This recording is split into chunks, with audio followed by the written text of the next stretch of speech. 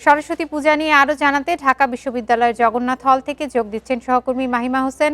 মাহিমা, আজকে সরস্বতী পূজা উপলক্ষে কি কি আয়োজন রয়েছে এবং এই মুহূর্তে কি আনুষ্ঠানিকতা চলছে? জ্ঞান, বিদ্যা ও সুরের দেবী সরস্বতীর আরাধনার দিন আজ।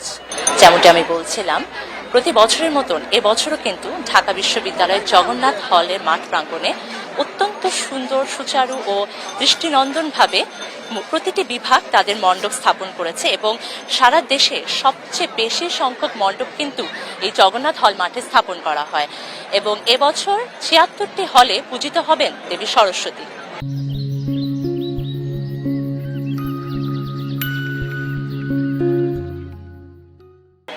বেলা বাড়ার সাথে সাথেই এখানে দর্শনার্থী ও ভক্ত অনুরাগীদের কিন্তু ভিড় বাড়ছে এবং তারা আসছেন, দেবীর আরাধনা করছেন। বাণী অর্চনা, পুষ্পাঞ্জলি এবং মন্ত্রোচ্চারণের মাধ্যমে কিন্তু তারা দেবীর আরাধনা করছেন। মন্ত্রোচ্চারণের মাধ্যমে সকাল থেকে পুজোর আনুষ্ঠানিকতা শুরু হয়েছে।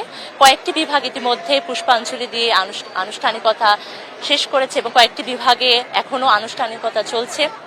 এবং আরেকটি বিষয় যেটি বলতে চাই, আজ যেহেতু সাপ্তাহিক ছুটির দিন শুক্রবার, সেক্ষেত্রে অনেক মানুষ এখানে আসছেন ছুটির দিন হওয়ায় এবং কেবল সনাতন ধর্মাবলম্বী মানুষজন নয়, সকল ধর্ম বর্ণের মানুষই কিন্তু এই সরস্বতী পূজায় আসছেন এবং এই উৎসবটি রয়েছে তা কিন্তু তারা উদযাপন করছেন।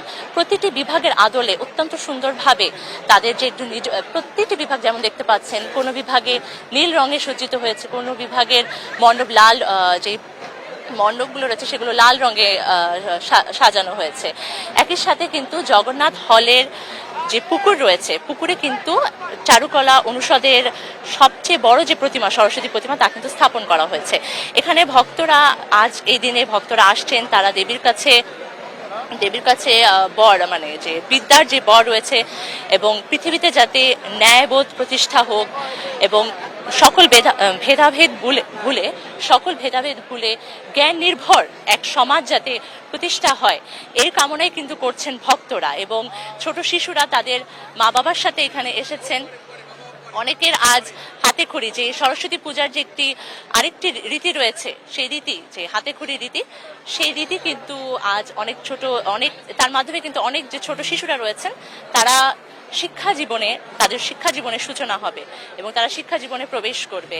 এবং কেবল পূজার আনুষ্ঠানিকতা একদিকে যেরকম হচ্ছে, অন্যদিকে কিন্তু এখানে ছোট শিশুদের জন্য বিভিন্ন রাইডের ব্যবস্থা করা হয়েছে। একই সাথে এখানে অনেকগুলো খাবারের স্টল বসেছে।